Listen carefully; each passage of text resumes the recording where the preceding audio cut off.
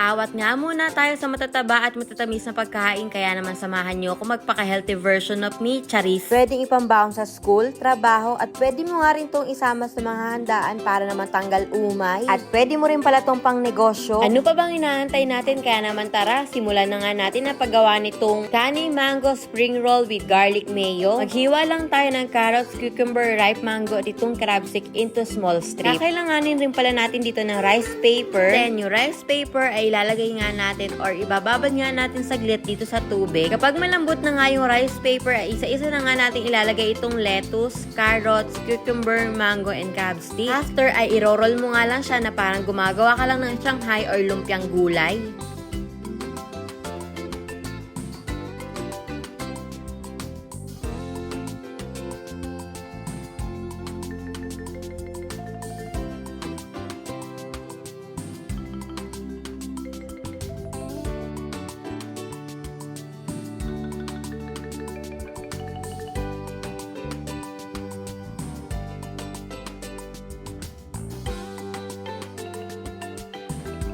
At para naman sa dipping sauce natin, nag-prepare lang ako dito ng garlic, mayo, at pineapple juice. Imimix lang pala natin yan hanggang mag-well combine na nga lahat ng lasa. Take note, pwede ka naman gumawa ng ibang sauce depende nga kung ano nga ang gusto mo. And that's it. You have this yummy, delicious Kani Mango Spring Roll. Enjoy!